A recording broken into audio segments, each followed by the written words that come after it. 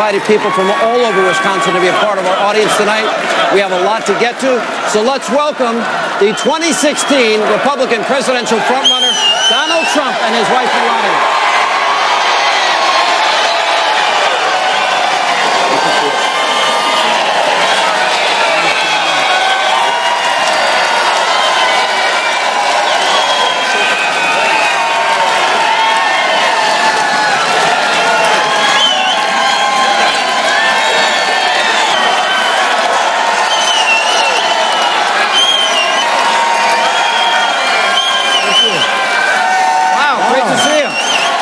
What a group.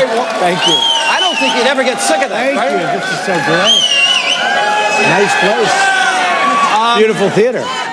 So you had been real clear politics average. You were down 6.5%, but a poll just came out earlier tonight that has you up by 10 in this state. Is that possible? Change? Good poll, a good company. Let's see what happens. I mean, the only poll that matters is tomorrow, right? That's true. So we'll see. Thank you. Because I never get a chance to talk to Melania, I'm going to start with Melania. Great to see you. Thank you for joining us here in Wisconsin. Of course, it's great to be here. You didn't want Donald to run. Well, when we discussed and he asked me, I said, you know, we have a great life, because I know life changes after you know, all that's going on. And it's changed a lot, right? It changed a lot, and, you know, he's not home much and with me or with my son, so it's changed. That's why I said, but I know what he could do for the America, so. But that's what you said. It's tough on the families. I mean, when they run a super PAC ad attacking you, is that painful? I have a tough skin. I think it's not fair that they're attacking family, wife, or children. Yeah. It's unfair. Yeah. All right. Now, my wife gives me great advice in my life, right, guys? We know what that's like. We get our best advice from our wife.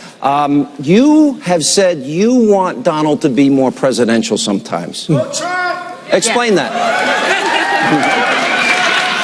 Well, sometimes I feel that, you know, the retweets sometimes get him in trouble, so I said stay away from, you know, stay away from retweets.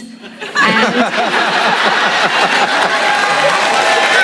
He does say that. And, you know, if he would only listen, you know, I could nag every day and every time, but, you know, he's doing great. Is there a side of him that maybe you think the public doesn't know that you would want them to know about him? I think he's very kind. He has a great heart. He would not harm anybody. He would not harm women or men. He's really a great, great guy. You know, beautiful heart, and he loves to help people.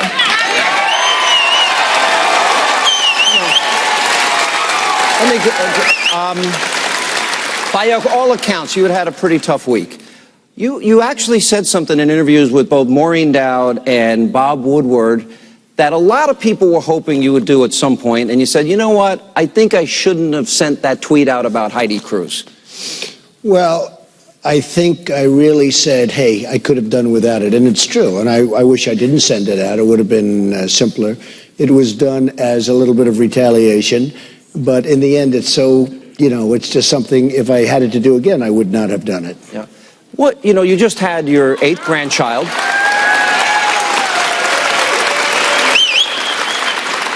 This whole issue, when you were on with Chris Matthews, I was watching the interview. Well, he never shuts up. Which is so annoying. Sorry, it's true. And I was watching the interview, and he's grilling you and pushing a hypothetical question on abortion. That became a problem for a few days. And I just thought I'd give you an opportunity, in your own words, to talk about abortion. Ted Cruz took the position today. He doesn't make exceptions for rape, incest, or the mother's life. Right. Is there a difference in your position? There you go, lying Ted. Lying Ted. You don't know what, because he lies. Lion Ted. L-Y-I-N apostrophe, right? Lion Ted. And how does so look, little go? I will say this. You know I'm pro-life, okay, yes. And with the exceptions, but I am pro-life. I did the show because it's not a high-rated show. He's always been, I mean, he has never treated me very badly, and frankly, he treats you badly when you're not there. Well, perhaps, I mean, but he's always been, you know, fine. So he's a phone. And I didn't think it was a big thing to do the show, and it was a hypothetical question, and as a hypothetical question, you give a hypothetical answer, and I didn't see the big, huge deal, and I will tell you this, Sean, and I'll say it, and we can, you know, have this out, but so many people called me up, and they thought that was a very strong answer and a very good. Pastor Jeffress, who's a fantastic guy who's been on your show. Many times. A great man. But the reality is it's not the law. Well, he said, but as a hypothetical question, that was a hypothetical answer that was not a wrong answer. And there were other people that wrote me letters, and I mean, by the hundreds, saying that was a great answer to that question, the way it was phrased. Do you make exceptions? Because it's a very sensitive issue. It's a very personal issue. I know that my position of making exceptions for rape, incest in the mother's life are inconsistent a little bit with my belief that life begins at conception. Okay, do you make those exceptions? Well, I do. I mean, I come with the 3 exceptions, and I think it's very important. But I will say that, I mean, to me, it's very important. I will say I watched Kasich being interviewed on a channel. I won't even say it. It didn't happen to be yours. They were talking about abortion, and he gave such a bad answer. It was so bad that at the end he said, I don't want to talk about it anymore. I don't want to talk about it. If I ever did that, if I ever gave that answer, it would have been 10 times bigger headlines. And I said, I wonder, he's going to get killed. And I'm saying to myself, he's going to get killed for that answer. Nobody ever said anything. Nobody ever talks about it. He doesn't have a chance to win. Well, whatever. Nobody cares. I mean, it's like crazy. Crazy. I want to ask this audience, because it became such a distraction. I watched the videotape at least 150 times. Did anybody see anything that looked like an assault? If you do, just... I didn't see it. The easier thing would have been to fire your campaign manager, make that problem go away. And you were asked a lot about that over the weekend. You wouldn't do it. Why? Amazing the way he shifted to that topic. I mean, it was... He went from it to assault, and I said, wait a minute, and he's talking about, look, I have a campaign manager he's a very good campaign manager, doing a great job, and all of this stuff. I mean, look, hopefully I can say he has an okay candidate, right?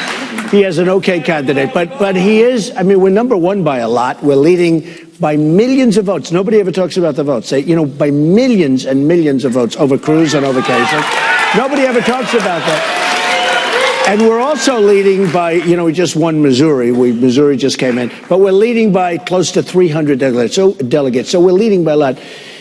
Corey is, forget about campaign manager, he's doing great. But Corey is a fine person. He's a good person.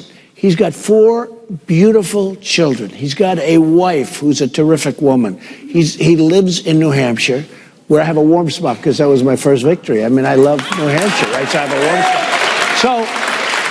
So I read the statement made by this person who I didn't know, Michelle Fields. She's a reporter. And you have to find out, did she quit or did she get fired? Because, I heard a story about what happened, that they were pretty tough on her because they didn't necessarily believe it. I'm not saying you're going to have to ask them. I'm sure they'll eventually have to talk about it. But when I saw the tape, I saw her statement that she was practically thrown to the ground. And I said, that's terrible. And I would have fired him on the spot if that actually took place. Then I have very good security in my places. So I have beautiful security cameras all over not for this. Thanks for the heads up. Right. Yeah, okay. I know. But by the way, not for this, but it's the thing. Whatever reason. So I have these great security cameras. I said, do me a favor, check those cameras. Maybe there's something. So I read her statement that she was thrown to the ground, or almost thrown to the ground, and grabbed. Now I see her in the tape, right? First of all, she grabbed me or touched me or whatever, but she grabbed. And you see me looking and like this, right? Number 1, she wasn't supposed to be there because we had just finished a press conference. But here's the thing. I saw Corey, and on your show, on various shows, they've had criminal defense lawyers. Everybody says, what did he do? He didn't do anything. How can I fire a man and ruin a man's life? And most of you have seen the tape. I mean, if anything, I'll tell you, if anything, and I say this, and the easiest thing would have been, it's so sad, if I would have fired him, it would have been so much easier. This would be, I can't do that. I'm loyal to people. I'm loyal to the country. I'll be loyal to the people of the country. I mean,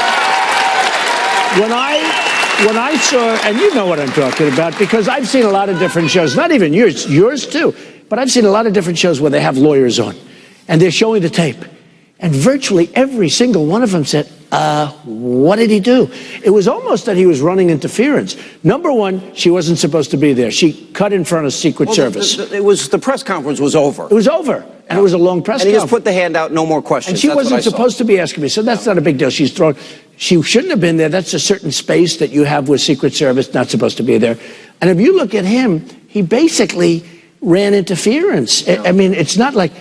Now, do I destroy a man's life? Because, you know, if I fired him, that would be the destruction of his life professionally, in my opinion. Do I do that? Then I guess she reported him to the police department. And, I mean, he's got charges for what? And people are looking. She grabbed me. She touched me. I looked down. You can see I'm pulling my arm, you know, as they run it slowly. She's not supposed to be there. Now, maybe I should file charges against her for grabbing me or touching me.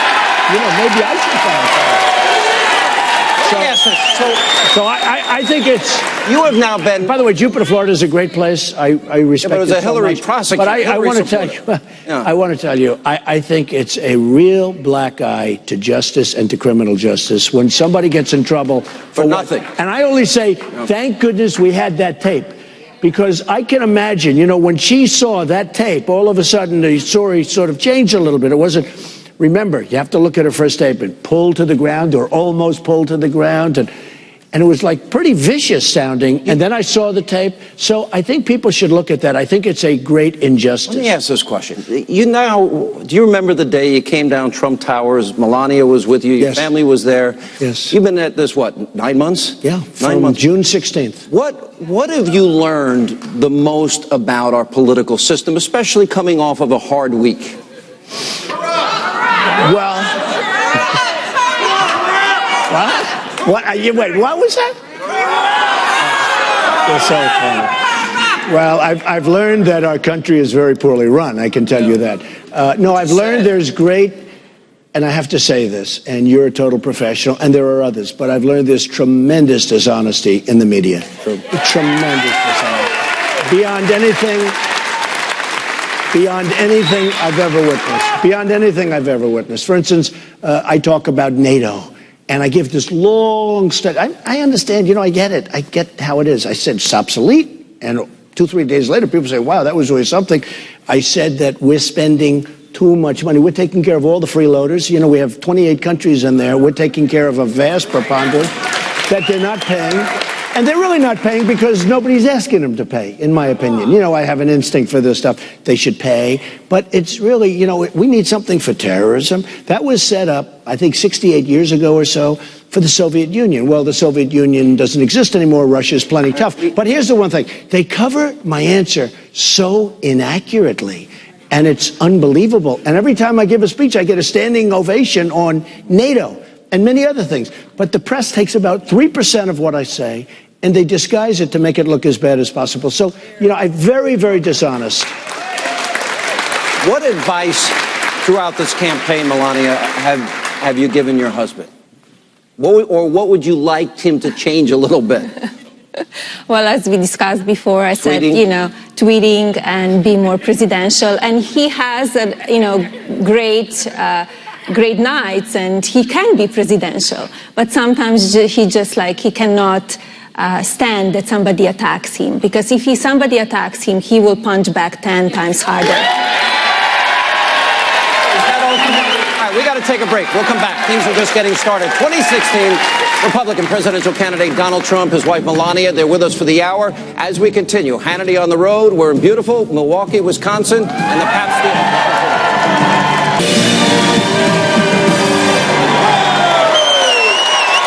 Welcome back to Hannity. We continue now with 2016 Republican presidential frontrunner Donald Trump, his wife Melania. You met with Reince Priebus. How did that meeting go? Can you tell us what you talked about? Well, the meeting was fine. We had a short meeting, probably half an hour, and he was there with his staff, and he's a really nice guy. I've always gotten along, but I just said I want to be treated fairly. I mean, I'm getting far more votes than anybody. In Louisiana, I won the state, and I find out I have less delegates than a guy that I beat quite easily. And it's unfair. You know, you say, what's going on? Now, in all fairness, we're way ahead in delegates, but why would somebody that loses have more delegates? They say, well, there's this way and this, and I say, wait a minute, I don't care about ways. I won the state. I'm not supposed to have less delegates than a guy I beat. It doesn't work that way. Let me ask this question. John Boehner said he hopes that they would pick Paul Ryan. They can nominate anybody at a contested convention. John Kasich's whole strategy now, he says it'll be a great educational opportunity. He can't get to 1237. The only way he can win is to leapfrog over you and Ted Cruz.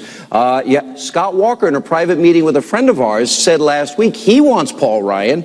We know that Mitt Romney's strategy, Paul Rove has said it.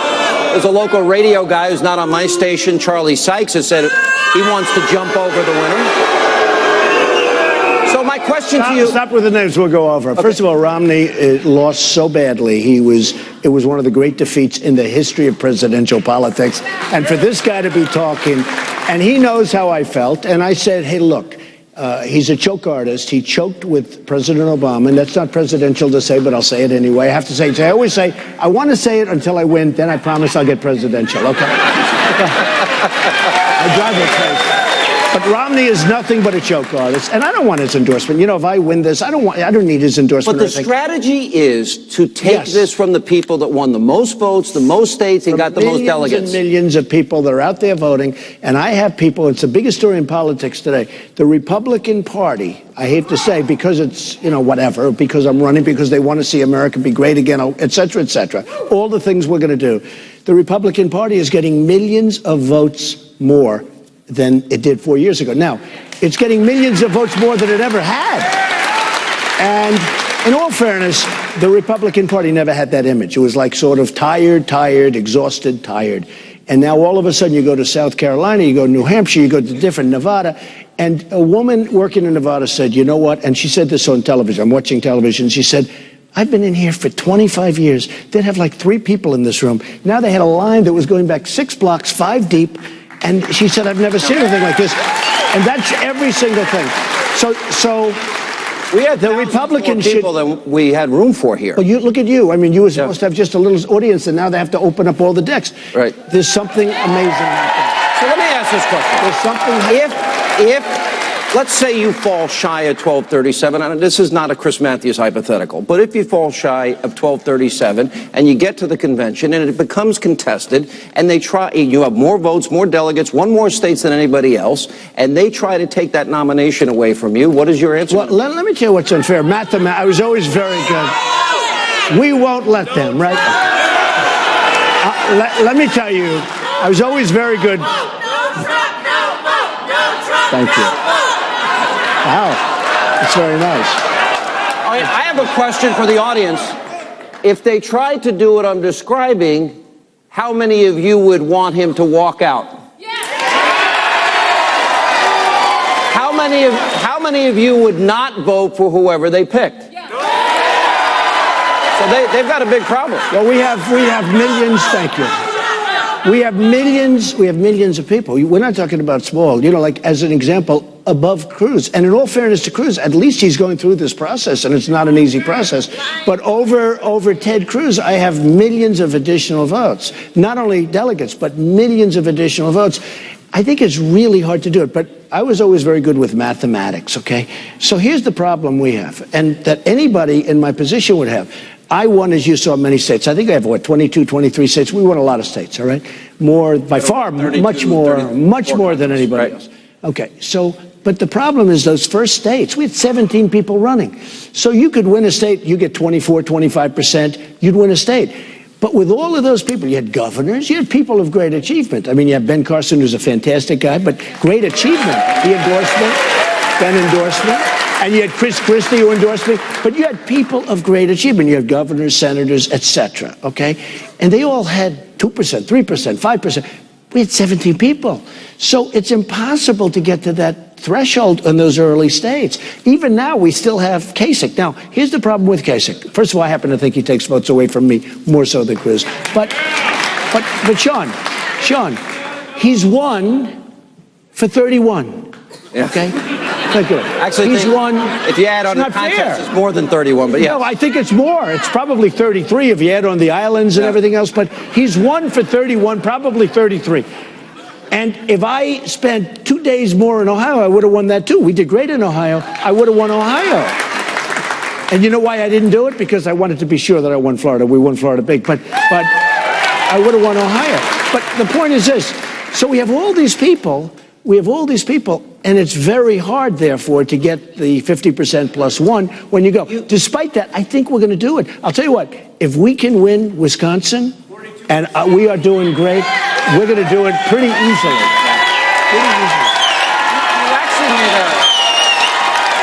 I read a recent interview, and a couple of times you used an analogy that, in a primary, I got to be tough, I got to break some eggs, and then I'm going to be what Melania is asking you, and Ivanka's asking you, and Eric and Don Jr. are asking you to be more presidential. Very boring. I'll be very boring. What does that mean?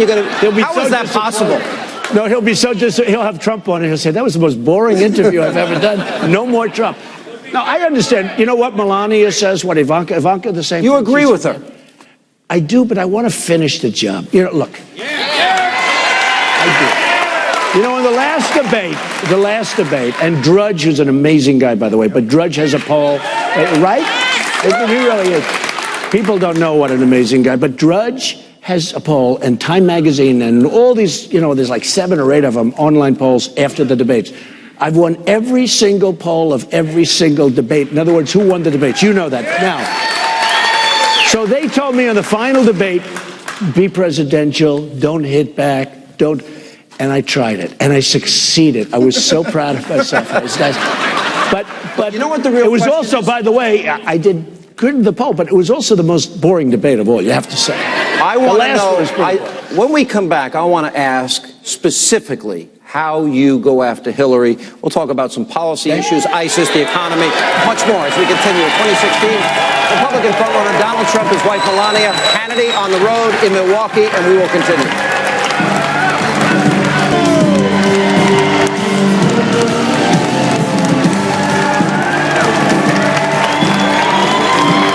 Welcome back to Hannity. We're in Milwaukee, Wisconsin at the Pabst Theater with 2016 Republican presidential frontrunner Donald Trump and his wife Melania.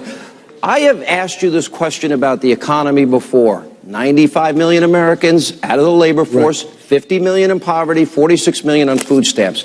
You know what a bad economy is, right? Yeah. And we've doubled the national debt. Right. And I think the question is, how do we fix this and how fast can you do it? Okay, we can do it fast. We have to bring our jobs back, and we have to stop jobs from leaving. Every day you read about companies, Sean, right? Every day we're reading about companies, great companies, Pfizer, great pharmaceutical companies moving to Ireland. A lot of companies are moving to Mexico. I mean, Mexico's like China, little smaller version. We're losing so many. Oh, we're going to build a wall. Who's going to pay for the wall? We're going to, believe me. We're building the wall. You know, with Mexico, we have a trade deficit of $58 billion a year. China's worse. Oh, China, $505 billion. And we're going to stop all that. And we have the greatest, you know many of them, and you know they're friends of mine, and have endorsed me. Carl Icahn. But how we're going to get the greatest negotiators. Is that enough to get Americans back to work? Oh, it's going to be so good.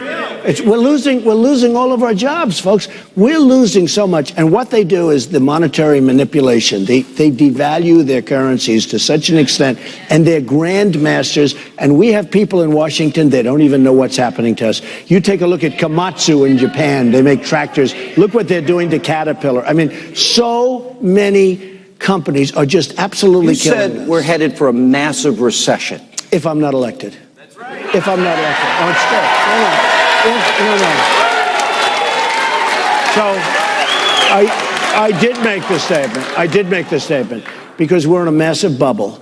We have money that's the cheapest money we've ever had, yet nobody can borrow it unless you're very rich. I mean, if I want to borrow money, I can borrow all the money I want to borrow. But if you aren't really rich, you can't borrow money. So do you ever hear of cheap money that nobody can get? We're sitting on a bubble. The stock market is very inflated and very... Now, we have to straighten out our country. We owe $19 trillion in debt. The budget, you know, they talk about Paul Ryan. Well, I like Paul Ryan personally. No, but this omnibus budget from 3 months ago that they passed is a disaster. It gives Obama the money to bring people in from Syria. It gives him the money to bring the illegal immigrants in. It gives him money for Obamacare, which has to be repealed and replaced. Will you put forward a balanced budget, your first budget, or will it take a couple of years? No, but it will take fairly quickly, and it can be done. 3 years? He likes the penny plan. And the penny plan, you know, it sounds simple. It's actually very good. And you can do more than a penny, by the way.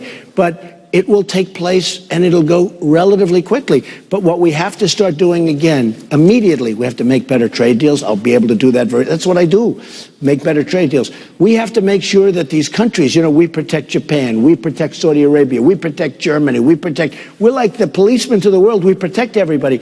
When they say that our military budget is many times that of any other country, of course it is. We protect everybody. So we have to renegotiate deals. I don't mind protecting countries, but we have to get paid a fair amount of money for it. How important is it that government, for example, are there any departments you would eliminate? I like the penny plan. You cut a penny, you eliminate baseline budgeting, all important and from my perspective. Energy, I think, would create a lot of jobs. Well, it's got to be loosened up. It's got to be loosened up. You know, we take our coal, because I'm somebody that believes in clean coal. I believe in all forms of energy. I think it's fine. All of the above? Including the newer stuff that I use, solar, et cetera, but it's not working. It's so expensive. It's just not working. And it'll get better and better with time, but we can't rely on that. I mean, solar's wonderful and great, but, you know, there's a 32-year payback. Who wants a 32-year payback? Same thing with wind. Wind is a horrible thing in terms of vision, what it looks like. And it has a place in certain areas. It has a place, as you know. In California, it's killing all the eagles. Compound. That's where I'd put it. Well, no, yeah, but they don't want it. Yeah, exactly. It's amazing. They all want wind until you're going to put it next to their house, and then all of a sudden, it's like we don't want the wind. But look, it all has a place. But look, coal we have in West Virginia, in Ohio. I mean, look at what's happened to Ohio. They have clean coal now. We send our coal. You know what? We send our coal. We don't do much coal anymore. The miners are devastated. That industry is... Do you manage the budget at home, or does Melania? Well, we don't have too much of a budget, right? By the way, I just to finish the thought, though. We send our coal to China. Yeah. We send our coal to China. We can't use it. We're not allowed to use it practically. It's so restrictive. But we send our coal to China. It's so safe. Oil, natural gas, coal, nuclear? I am totally in fact. You know, nuclear had a big setback when they had the problem in Japan. They were all set to go. But new nuclear is really and very, very inexpensive. You look at certain countries like France. Not that I want to copy France. No, 75%. But they've got a vast majority of their energy is from nuclear. Would you eliminate any departments? Oh, absolutely. First of all, we want to bring education back to Wisconsin, right? So we end Common Core, and Department of Education the Department of Education is massive, and it can be largely eliminated. Now, you maybe want to have a little bit of, tentacles out there and make sure everything, but largely we can eliminate the Department of Education. Department of Environmental, the DEP is killing us environmentally. It's just killing our businesses. That can be state. We got to take a break. Okay. We'll come back. We have much more with Donald Trump, his wife Melania, right after this break, as Hannity continues from the Pabst Theater. We're in Milwaukee, Wisconsin, on the road.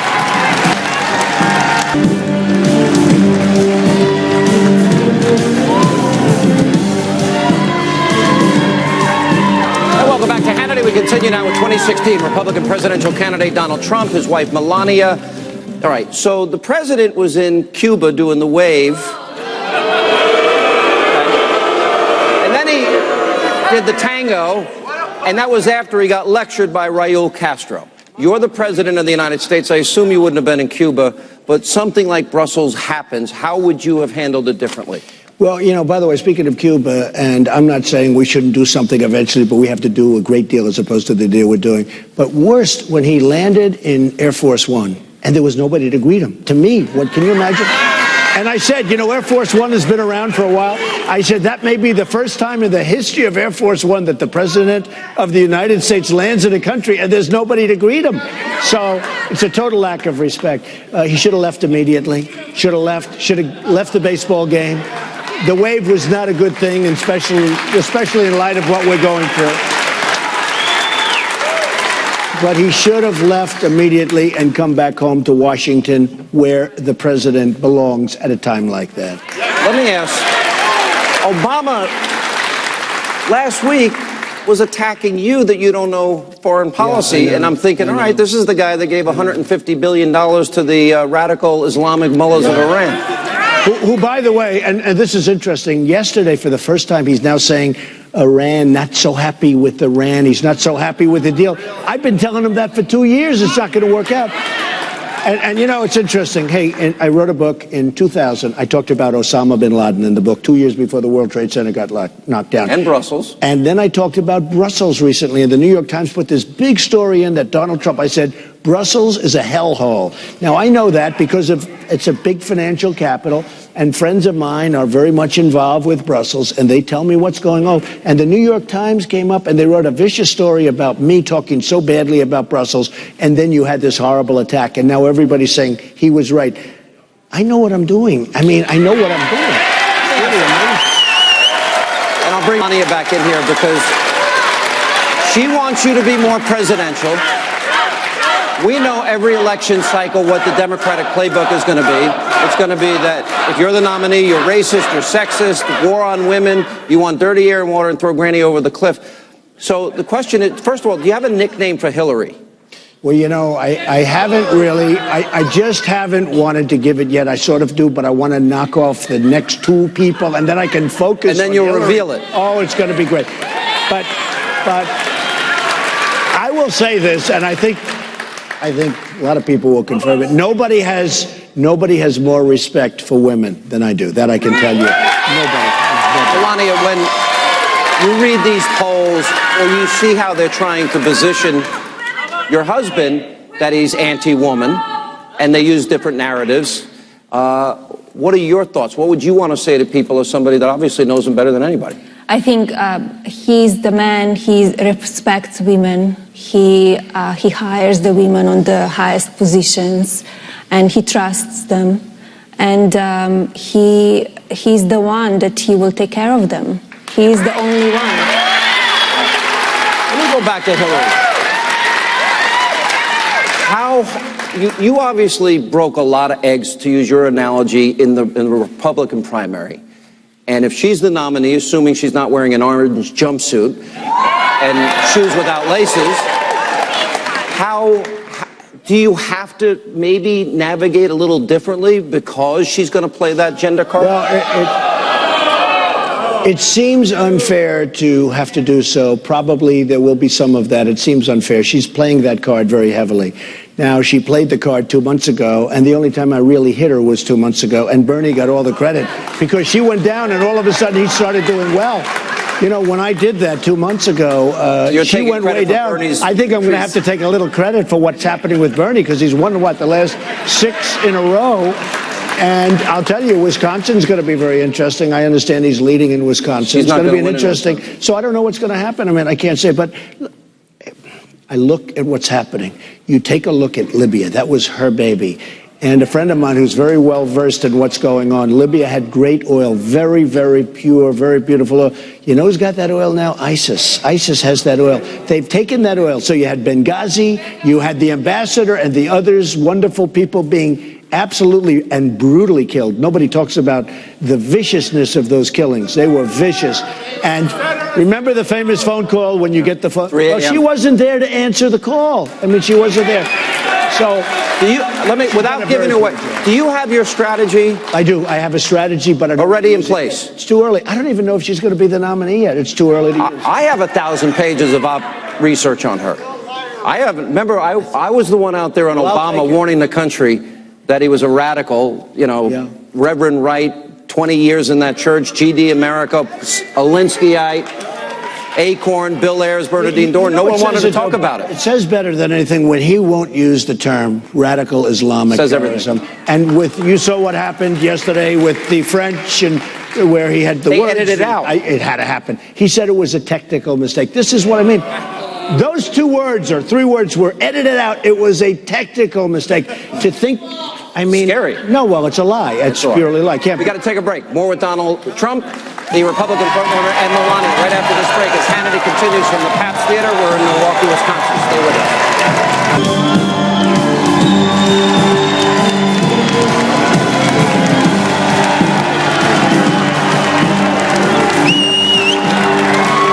Welcome back to Hannity. We continue now with 2016 Republican presidential candidate Donald Trump, his wife Melania. Jordan, first-time caller, long-time listener. How are you? I'm good. How are you? You have a question for Mr. Trump? Yes. Mr. Trump, if you were the current president of the United States, who would you nominate to the Supreme Court and why? Okay, well, we just lost a great one, and who would have thought this could have happened? And I think it's one of the probably, maybe, well, look, defense is always most important, but one of the most important things going on right now is who the justice is going to be, because it could actually be as many as 5. So it's going to change. I would go with a very conservative person. I would go pro-life. I would go with great intellect and somebody that would be like Scalia, worthy of tremendous admiration and respect. So important. Thank you, Jordan. Melania, you've watched a lot of interviews with him. Is there one question that you wish that maybe somebody had asked your husband and they haven't asked yet? I think they did ask him many questions, yes. It doesn't come in. When you sit at home and you're watching these interviews or watching people attacking him, that's not easy on any family, right? Well, we know what comes with territory, when you go into that, and you know what's coming up, and we have a thick skin. Yeah. I'm explaining to my 10-year-old son, and he understands too. He needs to get thick skin. It's life. Does it impact life? Is not a bowl of cherries. So it's not cotton candy and rainbows. That's my line. Real quick, we have about a minute. Hi. I'm Ashley Cross, and my question is, with Russia and the USA having a common enemy with ISIS, would you reach out to Russia to make them an ally? I think it's fine. I took heat from these people that don't get it. When Russia started bombing ISIS, then they said, we should be doing that. These Lindsey Grahams and these characters that don't know what they're doing. They've been fighting. He said, I've been doing this for many years. That's why we keep fighting. We should knock them out quickly. But that's why we're losing, exactly. Yeah. Said very well. The fact is, we have to knock ISIS out so fast. And if Russia, Putin has said very nice things about me. So people said, actually during one of the debates, one of the people said, you should tell him to take that away. I said, I'm not going to take it away. Called me a genius, actually, so I was very nice. But you know what? If Russia wants to help us, if Russia wants to drop bombs all the hell over ISIS who are cutting people's heads off and drowning people, that's okay with me. When we come back, we'll continue. More from Milwaukee, Wisconsin with Donald Trump and Melania Trump. Straight ahead.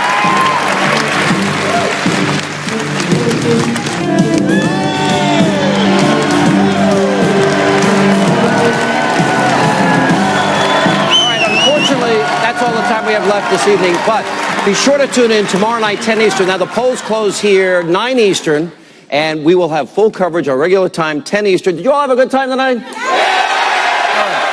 I want to thank you, Mr. Trump. It's great to see you. Melania, thank you so much for being with us. Appreciate it. That is all the time we have. Tomorrow night, our regular time, we'll have Wisconsin primary results for all of you. We'll see you back here tomorrow night.